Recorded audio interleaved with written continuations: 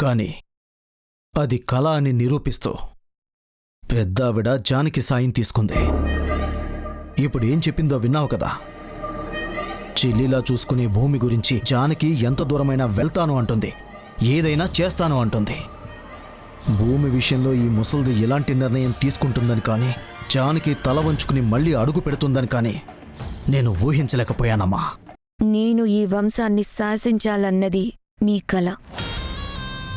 భార్గవ్ బావ నా జీవితంలో ఉండాలి అన్నది నా కోరిక. మనిద్దరికీ ఆశయం ఒకటే అయినప్పుడు ఇద్దరం కలిసి ఎందుకు సాధించలేం డాడ్? ఆ భూమి విషయంలో జానకి ఎంతవరకైనా వెళ్తానని అంటుంది కదా, వెళ్ళనివ్వండి. తను చేసే ప్రతి ప్రయత్నాన్ని నేను రివర్స్ చేస్తాను. భూమిలో భయం మరింత పెరుగుతుంది. దాంతో భార్గవ్ బావకి భార్యగా తను పనికిరాదు అని భూమే నిర్ణయించుకునేలాగా నేను మారుస్తాను. భూమి అలా మారడానికి కారణం జానకి అని అందరినీ నమ్మిస్తాను. ఏ నమ్మకంతో అమ్మమ్మ జానకిని ఇంటికి తీసుకొచ్చిందో ఆ నమ్మకాన్ని నేను చంపేస్తాను డాడ్. మమ్మీ చేతులతోనే ఆ జానకిని శాశ్వతంగా ఇంటి నుంచి గెంటించేస్తాను. దాంతో భూమి మానసికంగా కృంగిపోతుంది. అమ్మ ఆలోచన మారుతుంది. నా కూతురే ఇంటి కోడలైతే నా పుట్టింటి పరువు నిలబడుతుందని అమ్మ నిర్ణయానికి వస్తుంది. తన నిర్ణయం శాసనమవుతుంది. నా కళ్యాణం జరుగుతుంది. నా ప్రేమ గెలుస్తుంది. నీ పగ విజయం సాధిస్తుంది. బొబ్బిలి వంశాన్ని, నీ రక్తాన్నైన నేను నా ఇంటి పేరు మార్చుకొని నీ ఇంటి పాదాలకు దాసోహం చేసేలాగా పగ తీర్చుకుంటాం డాడ్. జరగబోయేది ఇదే కాబట్టి నేను ధైర్యంగా ఉన్నాను.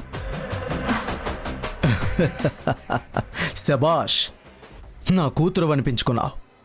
నాకు వయసు పెరిగింది కదా, ఎక్కడ ఓడిపోతానన్న భయం ఒక్క క్షణం కలిగింది. కానీ ఉడుకు రక్తం నీలో ఉంది కదా, గెలిపిస్తావన్న నమ్మకం నీ మాటల వల్ల కలిగింది.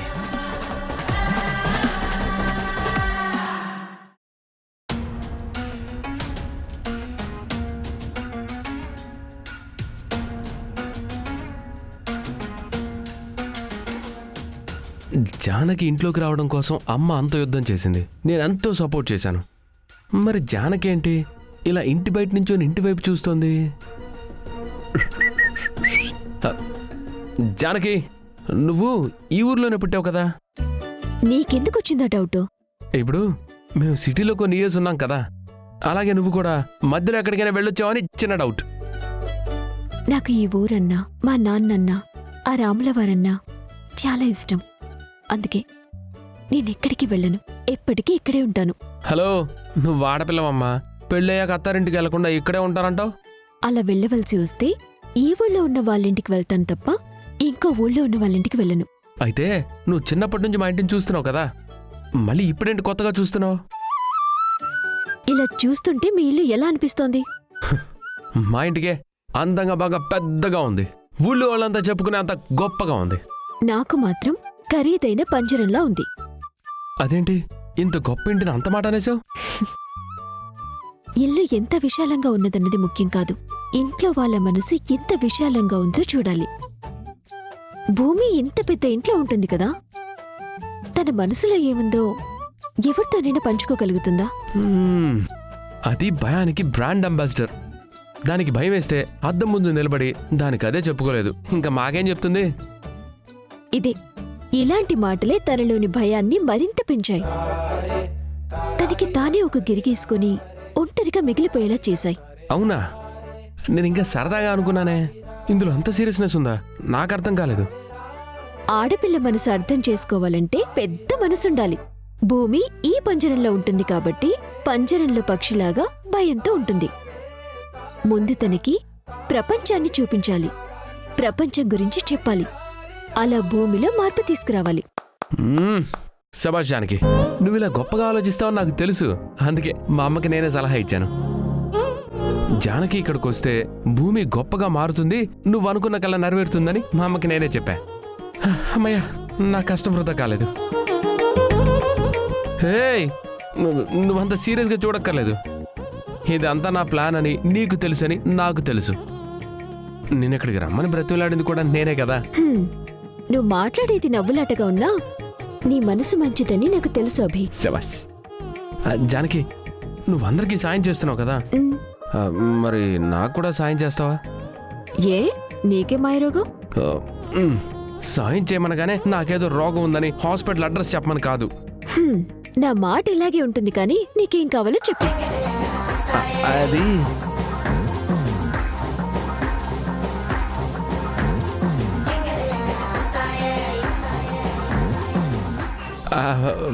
మరి నేను ఒక అమ్మాయిని ప్రేమిస్తున్నాను.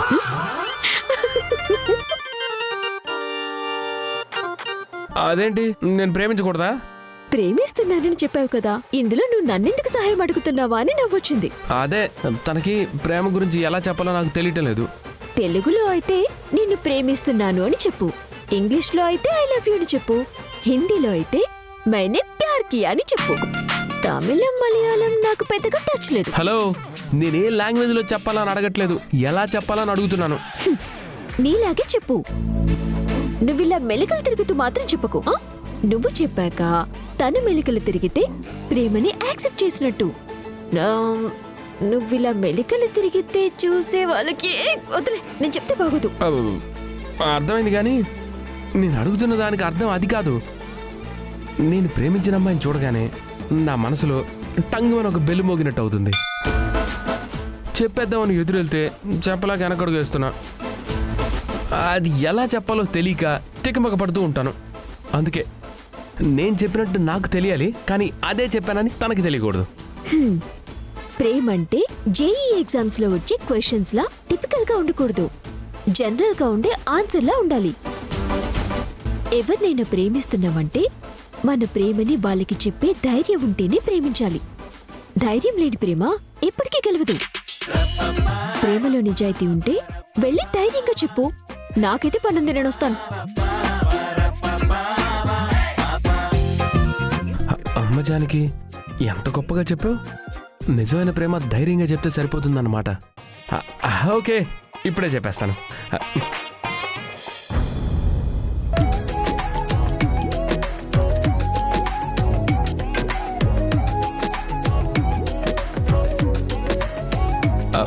ఇదే కరెక్ట్ టైం. కుముద ఒంటరిగా ఇక్కడుంది. ఇప్పుడు నేను తనకు ఐ లవ్ యూ చెప్పానంటే, ధైర్యంగా చెప్పానని నా ప్రేమను యాక్సెప్ట్ చేసేస్తుంది. రేపు జానకి ఇంటికి రాగానే, జానకి నువ్వు చెప్పావు, నేను చేసి చూపించానని చెప్తా.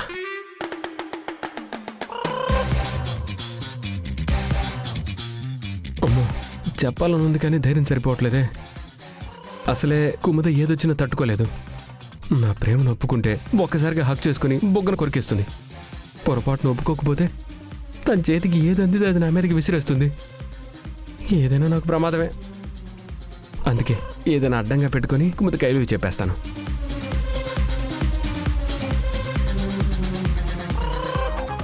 ఆహా, ఇదే మంచి అవకాశం. మా ఇద్దరికి అడ్డుగా బట్టలు ఉన్నాయి కాబట్టి ఇప్పుడు ధైర్యంగా చెప్పేస్తాను.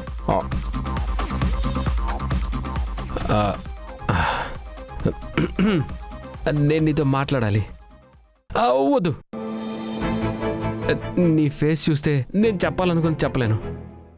నాకు ఊహ తెలిసిన దగ్గర నుంచి అందమైన అమ్మాయి నాకు కంటపడితే నేను ఆరాధిస్తాను. ప్రకృతి ప్రేమికులు చెట్లను ప్రేమించేవారు, నీరుని ప్రేమించేవారు. అలాగే నేను అమ్మాయిని ప్రేమించేవాడిని. అలాని కనిపించిన ప్రతి అమ్మాయి వెంటపడతాను అనుకోకు. నా కంటికి అందంగా కనపడితే జస్ట్ సరదాగా ఉంటాను. కానీ నువ్వు నా మనసును తాకావు. నా కంటి ముందున్న మనిషి నా కళ్ళకి ఇంత గొప్పగా కనిపిస్తుందని నేనెప్పుడు అనుకోలేదు. అందుకే నా గుండెలో గుడి కట్టుకుని దేవతలు ఆరాధిస్తున్నాను. నీకు విషయం తెలుసా, రోజు నేను పూజ కూడా చేస్తాను. నాలోని ప్రేమ సముద్రంలోని ఉప్పులాగా, నదిలో ఇసుకలాగా, వరదలో బురదలాగా, ప్రపంచం శాసిస్తున్న నెట్వర్క్ లాగా పెరిగిపోతుంది. అందుకే ఈరోజు నా మనసులో ఉన్న ప్రేమని నీకు చెప్పాలని నిర్ణయించుకున్నాను. తెలుగులో నేను నిన్ను ప్రేమిస్తున్నాను, ఇంగ్లీష్లో ఐ లవ్ యూ, హిందీలో హమ్ తుమ్సే ప్యార్ కర్తా హై. ప్రస్తుతానికి ఈ 3 లాంగ్వేజ్లో ఉన్న అర్థం ఒకటే. నా మనసులో ఉన్న అమ్మాయి నువ్వు ఒక్కదానివే.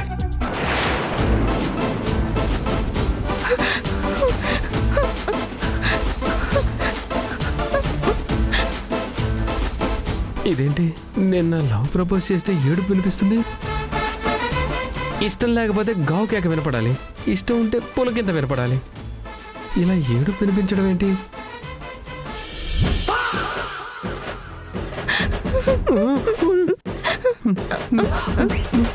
నువ్వెప్పుడొచ్చావు? నేను ఇక్కడే ఉన్నాను. మొత్తం విన్నావా? నువ్వు ఇలా చెప్తావని నేను కల్లో కూడా అనుకోలేదు. అమ్మమ్మ భూమి, ఇప్పుడు దాకా చెప్పిందంతా తూచ్. నువ్వు కానీ ఇప్పుడు కానీ ఇలా ఏడుస్తూ అమ్మ దగ్గరికి వెళ్ళి చెప్పావనుకో, అమ్మ అత్తకి చెప్తుంది, అత్త మావయ్యకి చెప్తారు, వాళ్ళందరూ కలిసి అన్నయ్యకి చెప్తారు, వాళ్ళందరూ కలిసి నన్ను గ్రౌండ్లో ఫుట్బాల్ ఆడేసినట్టు ఆడేస్తారు. ప్లీజ్ భూమి. ఆ తర్వాత నా పరిస్థితి, లాంగ్ డ్రైవ్కి బైక్ మీద వెళ్తే అది ఏ తారాడారులోనూ పెట్రోల్ అయిపోయింది అనుకో, పరిస్థితి ఎలా ఉంటుందో ఒక్కసారి ఊహించుకో. అలా అయిపోతుంది నా పరిస్థితి. నీ కాళ్ళు పట్టుకుంటాను, ఏడోకు ప్లీజ్, ఏడోకు, ఏడోకు ప్లీజ్.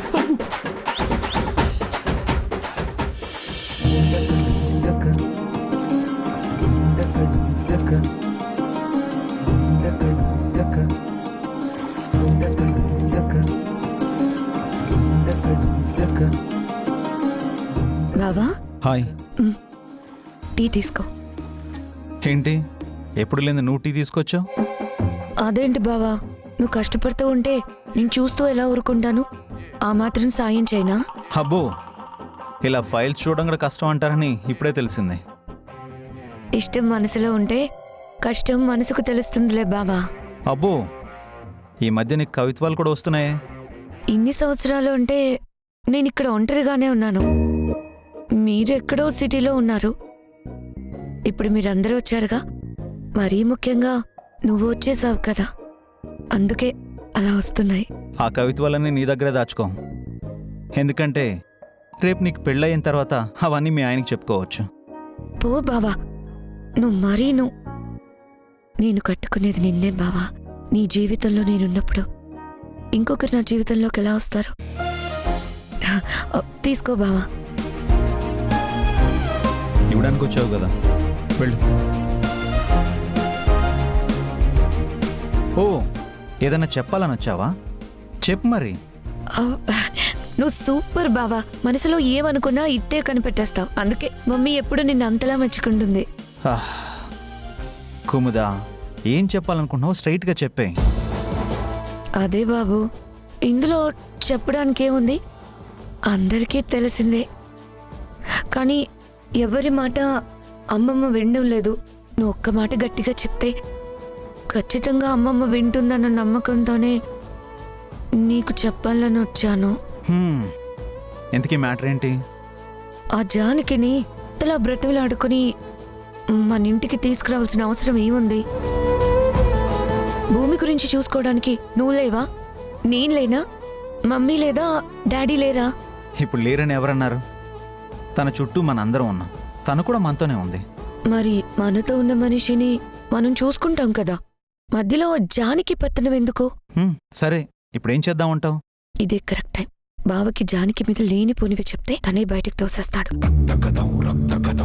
ఆ జానకి బుద్ధేంటో నీకు తెలుసు కదా బావా. మరీ ముఖ్యంగా తనకి నువ్వంటే అస్సలు పడదు. నిన్ను ఏదో ఒక రకంగా అల్లరి పెట్టాలని చూస్తుంది. అనవసరంగా నువ్వు బాధపడితే నేను బాధపడతాను. అందుకే ఆ జానకి ఇంట్లో ఉండాల్సిన అవసరం లేదు బావా. భూమిని తను చూసుకోవాల్సిన అవసరం అంతకన్నా లేదు. తనకి మనకి ఏ సంబంధం లేదని చెప్పి నువ్వే జానకిని బయటికి పంపించేయమని అమ్మమ్మకి చెప్పు. నీ మాట ఖచ్చితంగా వింటుంది బావా. అవును, చూడు కుముదా, ఆ జానకి అంటే నాకు అస్సలు నచ్చదు. ఎప్పుడు చూడు నాతో ఏదో ఒక గొడవ పడుతూనే ఉంటుంది. కానీ చేసిన సాయం మాత్రం మనం మర్చిపోకూడదు. అమ్మ ఒక నిర్ణయం తీసుకుందంటే దాని వెనక బలమైన కారణం ఉంటుంది. అది కాదు బావా, నేను చెప్పేది ఏంటంటే నువ్వేం చెప్పాలనుకున్నావు మొత్తం చెప్పేశావు కదా, ఇంకా అంతకుమించి చెప్పడానికి ఏముంటుంది? నువ్వేం చెప్పినా సరే అందులో జానకిని పంపించాలనే మాట అయితే ఉంది కదా. నేను అమ్మ నిర్ణయాన్ని గౌరవిస్తాను. తన భూమి గురించి బాగా ఆలోచిస్తుందని నేను నమ్ముతున్నాను. కానీ ఆ జానకి నా జోలికి రానంత వరకు నాకు ఎలాంటి ఇబ్బంది లేదు. ఒకవేళ నిజంగా తను నన్ను ఏమన్నా అంటే నేను అస్సలు ఊరుకోను. తను నా మీద ఎంత గొడవ పడుతుందో అంతకన్నా ఎక్కువగానే నేను తనకు బుద్ధి చెప్పగలను. ఈ విషయంలో నువ్వు ఇంకేం బాధపడకు, కాస్త లైట్ తీసుకో, వెళ్ళి పని చూసుకో.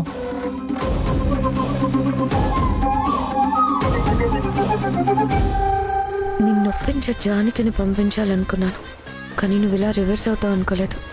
ఎంతమంది అడ్డుపడినా జానకి మాత్రం ఇక్కడ ఉండదు, భూమిలో మార్పు రాదు.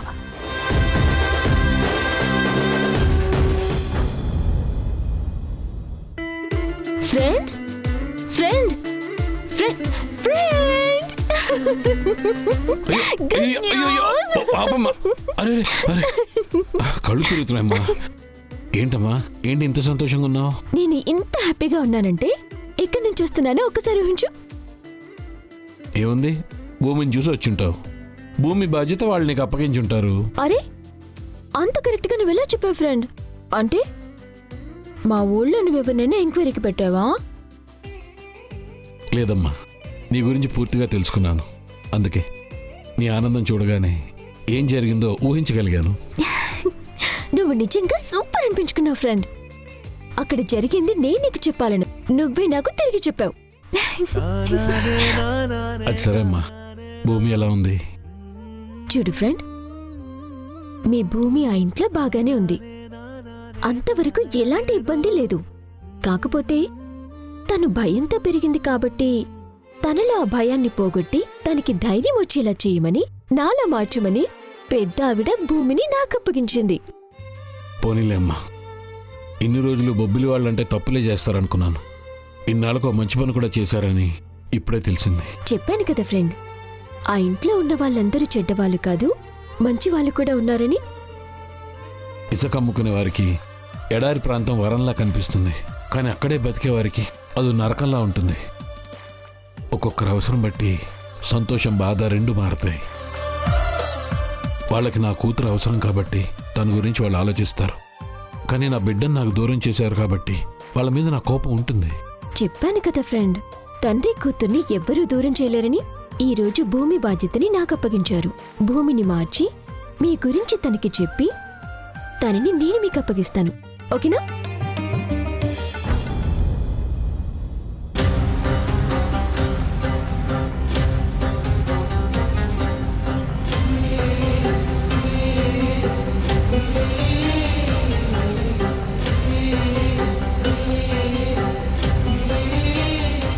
రుద్ర,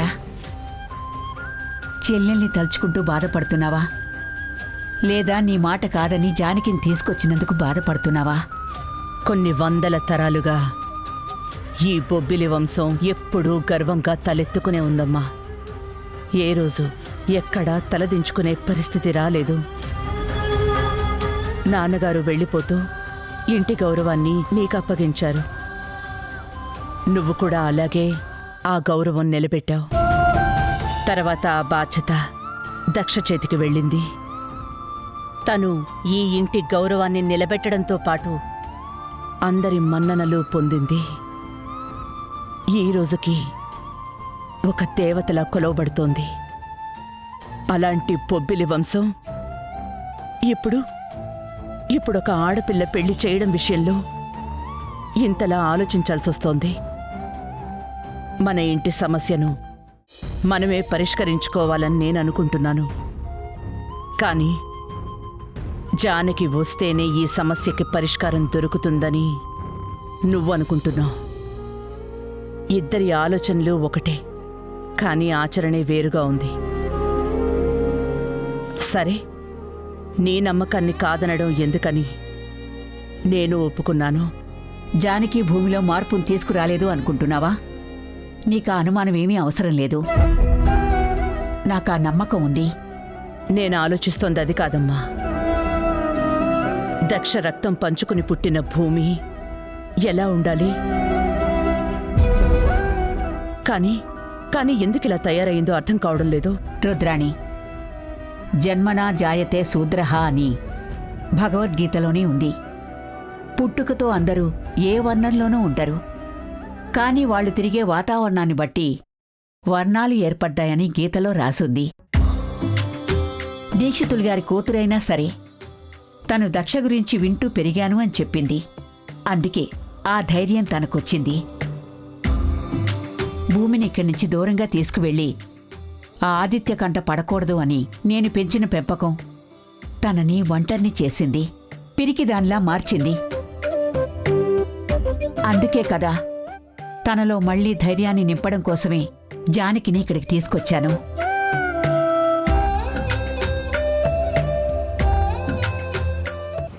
వాళ్ళడకపోతేనే నా చెల్లెల్ని నేనడుగుతాను. తన మనసులో ఏముందో నేను తెలుసుకుంటాను. నిజంగా తను భార్గవ్ని పెళ్లి చేసుకోవాలనుకుంటే ఆ పెళ్లి జరుగుతుంది.